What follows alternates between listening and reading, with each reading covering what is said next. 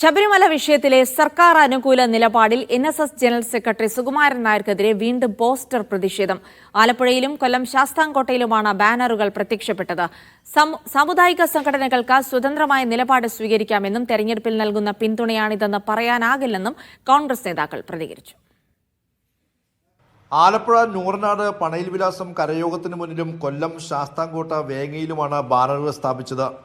സ്വന്തം കാര്യത്തിനു വേണ്ടി അയ്യപ്പ ഭക്തരെയും NSSനെയും പിന്നിൽ നിന്ന് കുത്തിയെന്നും സുകുമാരൻ നായർ രാജിവെക്കണമെന്നും ആവശ്യപ്പെട്ടാണ് ആലപ്പുഴയിൽ ബാനർ ഉയർത്തിയത്. സമുദായത്തെ ഒറ്റുകൊടുക്കാൻ ശ്രമിച്ച നേതൃത്വം സമുദായത്തിന് നാണക്കേടെന്ന വാചകത്തോടെ NSS കരയോഗം ഓഫീസിന് മുന്നിലാണ് വേങ്ങയിൽ ബാനർ കെട്ടിയത്. NSS അനുഭാവികൾ എന്ന പേരിലായിരുന്നു ബാനർ.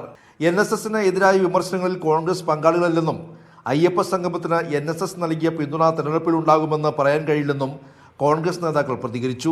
സമുദായ സംഘടനകളോട് ബഹുമാനപൂർവ്വം നിൽക്കുന്ന പാർട്ടിയാണ് കോൺഗ്രസ്. സമുദായ സംഘടനകൾക്ക് അവരുടേതായ തീരുമാനമെടുക്കാൻ സ്വാതന്ത്ര്യമുണ്ട്. ആ സ്വാതന്ത്ര്യമായ തീരുമാനമെടുക്കുമ്പോൾ അതിനെ കോൺഗ്രസ് പരസ്യമായി വിമർശിക്കാൻ പോകേണ്ട കാര്യമില്ല. ഞങ്ങൾ അതിനായിട്ട് ഏറ്റുമുട്ടാനും ഞങ്ങൾ പോയിട്ടില്ലല്ലോ. ഈ വിഷയത്തിൽ സംസാരിക്കാൻ വരണ്ടെന്ന് അദ്ദേഹം പറഞ്ഞിട്ടുണ്ട്. അപ്പോൾ പിന്നെ അതിന് പ്രസക്തിയില്ല. ഇപ്പോൾ ഈ ഒരു സംഭവത്തിൽ NSS അവരുടെ കൂടെ നിൽക്കുന്നു എന്നുള്ളതുകൊണ്ട് ഇലക്ഷന് കൂടെ നിൽക്കണമെന്നില്ലല്ലോ.